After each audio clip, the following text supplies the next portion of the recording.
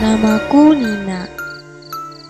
Aku dilahirkan dari keluarga yang berkecukupan. Hari-hariku sangat bahagia karena kedua orang tuaku selalu mengerti dan mendukung aku sampai sekarang ini.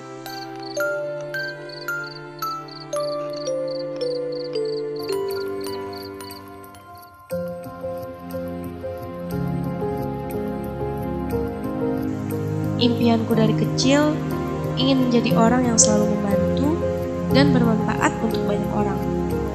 Maka dari itu, aku pun melanjutkan pendidikan di Fakultas Kedokteran.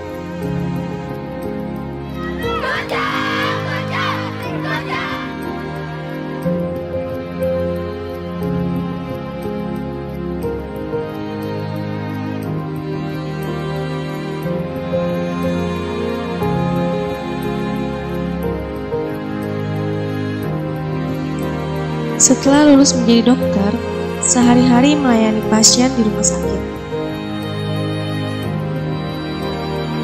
Suatu hari dan keesokan harinya badan saya terasa tidak enak dan kurang fit.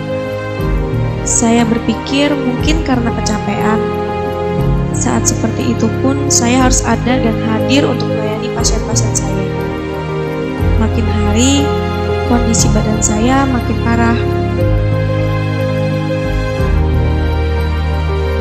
Akhirnya, saya dan Papa pergi ke praktek dokter spesialis penyakit dalam untuk konsul.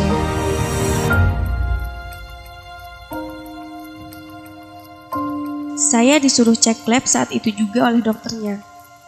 Setelah hasil lab keluar, ternyata hemoglobin saya rendah, ngedrop, dan oleh dokter langsung diperintahkan rawat inap di rumah sakit.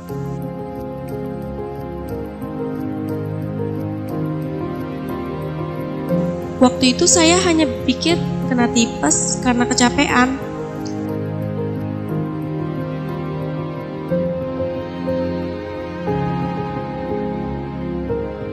Kegelisahan saya semakin menjadi karena selama saya dirawat 2 minggu, masih belum ditemukan penyakit saya apa.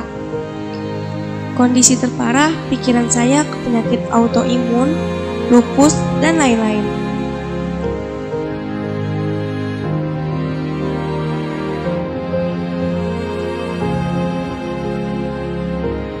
Hampir setiap waktu saya gelisah. Pada akhirnya divonis sebagai penyakit ginjal kronik atau gagal ginjal dan harus menjalani cuci darah atau hemodialisis. Langit bagaikan runtuh, dunia seakan kelam. Pikiran buruk muncul. Kenapa tidak sekaligus diakhiri saja kehidupan ini? Selama dalam perawatan tersebut, saya ditangani oleh Dr. Rudiansah, seorang ahli penyakit dalam konsultan ginjal dan hipertensi.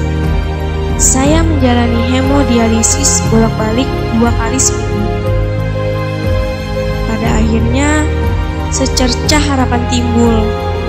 Papa bertekad usaha untuk anaknya tetap hidup. My little princess. Papa mantap untuk mendonorkan ginjalnya ke putrinya.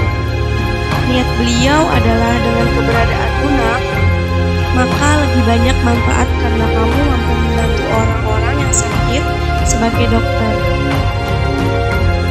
Aku dikaruniai hidup baru. Aku merasa lebih segar, lebih bertenaga, dan bersemangat untuk melayani pasien-pasienku. Dan yang terpenting, aku dapat kembali berada di sekitar orang-orang yang membahagiakanku, terutama bagi papa dan mamaku. My father, my hero. Terima kasih, papa.